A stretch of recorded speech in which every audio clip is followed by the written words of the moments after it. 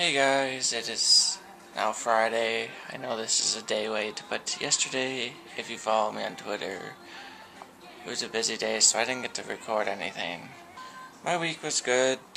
Work was really good, went by really fast. Nothing too exciting happened, really. But I did keep track over the week about a few things I'd like to talk about that I thought were interesting and kind of crazy at the same time, but I'll save the craziness for the end. So on Monday, the budget for Canada was tabled in the House of Commons. My feelings on that are kind of, I don't know, nothing significant. I mean, it's not like I was overly happy with it, but I had nothing against it, but I just wish there would have been a bit more in it.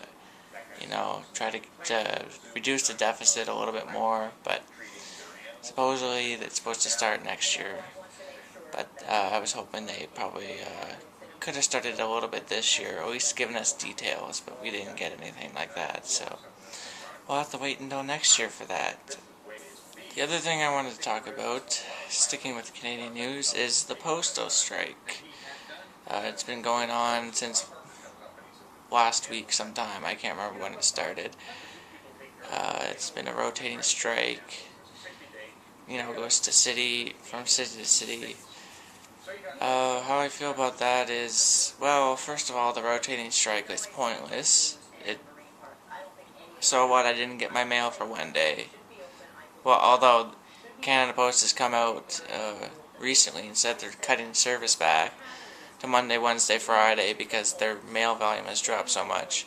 Still don't really have a problem with that because I don't get anything in my mail really except for flyers and just basically flyers. All my bills and everything is all online, so. But as far as the union side goes, I think they're asking for a little too much. The union is out to lunch, I guess I could say, in a normal kind of way, because they're not facing reality about the postal service. Every year, since a couple years back, it's been continually dropping. So less in volume means less work, less money. They gotta face the reality that means they either gotta take pay cuts or they gotta, they gotta cut costs somewhere. So they can't be asking for things that aren't realistic. And I think they're just being unrealistic, and I think this strike is pointless because I don't think they're going to get anything from it, really. But Canada Post is a crown corporation, and really I think the government should privatize it. But yeah, I've been talking about this too long now, so we'll move on to the next thing. Something that has come up in the past week that has to do more with me because I live in Alberta is for the past couple months, a long time actually, way back, our healthcare has not been good. There's been a lot of scandals coming out lately from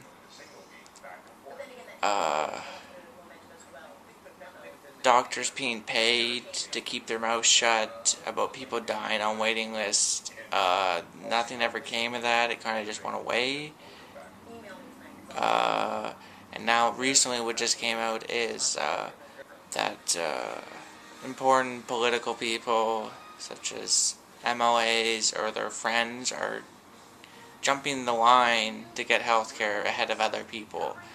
And that is against the Charter of Rights, basically, pretty much, because everyone's an equal and they're supposed to be treated as equal. That's how it's supposed to happen. A former health boss has come out and said, he put a stop to this when he came in charge, but before him, it used to happen all the time, and now everyone's arguing with each other about it, and of course the Tories are saying, I don't know what you're talking about, and clearly they do, because a government document was released lately. So it's just a big mess, and it's not getting pretty for the Tories here in Alberta. But I think come next election, I think they're going to be out. They're just ever since 2007, it's just gotten bad for them. And yeah, I think it's time for a change. I used to support them, but I haven't supported them for a long time. With the whole government spending and the deficit that they're running that is not needed, and they're just depleting all that money, all the billions of dollars that we've saved up over the years from all our oil revenues. And moving on, job numbers just came out. I was just watching on the TV about 15 minutes ago. Uh, Not great numbers, but still positive. 22,000 new jobs, which is always good. It's a gain. Uh, which means the one good thing is the unemployment rate has dropped to 7.4%, which is the lowest since January 2009, which is very good. The only little bad, I guess, news about this was that most of the gains in employment were in self-employed, which means people can't find jobs, so they're making their own jobs. And it's not the greatest thing, but I mean, it's not bad at the same time. But in terms of local numbers for Alberta, I think I read 8,500 new jobs in Alberta, and our unemployment rate has dropped to 5.4%, which is good. It is almost back to pre-recession levels here, and I'm hoping that it'll get back to the boom days, which is good because that's always a win-win for everyone. And finally, I said these last two kind of crazy stories where I just shake my head and say, what the fuck are people thinking in this world? I'll just touch on this. I'm sure a lot of people have heard of it. It's been all over the news about that woman in Europe, I think it was, that got a tattoo of 100 of her favorite Facebook friends. Just stupid, like, just, that's all I can say about how I feel about that. Just plain stupid and crazy, maybe a little. That's just a little to the extreme. And finally, I heard it on the news a couple of days back about these three girls. I think it was in BC, British Columbia. All got together and got pregnant. And this isn't the first time I've heard this. I've heard this happening in the States a lot. But, that's kind of expected because they're crazy down there sometimes. Not all of you, but, you don't hear too many crazy things like that here. But the news was talking about some studies that were going on with teen pregnancies. And I can't remember the percentage, but I think it was very close to 100% of all teen pregnancy girls watch Teen Mom. I don't watch that stupid show. It's just stupid to begin with.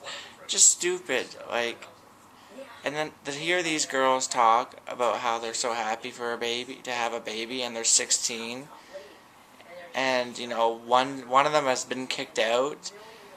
The other one's I can't remember what it is. I think the family's very, very poor, or she's on her own or something. I can't remember. And then the one girl's lucky where her parents are gonna basically bail her out. But just people not thinking and not facing reality that having a kid is a big, big deal. Like, I'm 21, turning 22 in just over 2 months, and I am not ready for a kid at all. I'm just starting to mature finally and taking care of myself. Like, I couldn't imagine, let alone taking care of a kid. I'm just not ready for that. I guess that's all. There's lots of news, but too much to cover. But those were the things that I thought were most interesting to me and got me thinking about a lot of stuff and debating it with people I know. Sorry this is a day late, but hopefully I'll have my next video up on Monday, and that'll be, it won't be like this, it'll be a vlog. I think me and the boyfriend are gonna go out and maybe just over an hour and do something. Maybe go to the casino, go shopping. I don't know. We're going to do something. Thanks for watching, and see you in my next video.